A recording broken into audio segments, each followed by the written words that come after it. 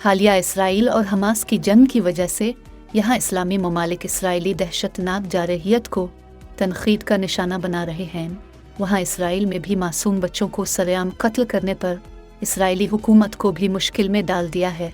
एक तकरीर के दौरान इसराइली रुकन पार्लियामेंट सिमचा रोथमैन ने एक न्यूज़ चैनल पर हद के इज्जत का मुकदमा चलाने की धमकी दी है, क्योंकि चैनल 12 न्यूज़ ने रोथमैन का कहना है कि उनका ख्याल है कि जाँ बहक होने वाले गजा की पट्टी में रिहायशियों की जानें हमास के हमले के दौरान मारे गए लोगों से ज़्यादा कीमती थी।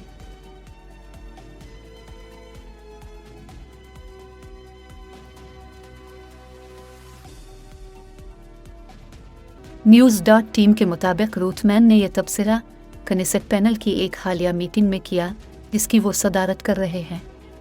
चैनल 12 ने कहा कि इसके तबसरे ने वहां मौजूद लोगों को हैरान कर दिया। कुछ का मुतालबा था कि वो अपने अल्फाज वापस ले। रिपोर्ट में रोथमैन के हवाले से ये भी कहा गया कि पॉलिसी में तब्दीली लाने के लिए इतना खून नहीं बहाया जाना चाहिए था। इस तकरीर में वजारत इंसाफ और शिन बेट के हुक्काम ने भी शिरकत की। मज़ीद जानने के लिए न्यूज़.चैनल की ये वीडियो देखते रहें।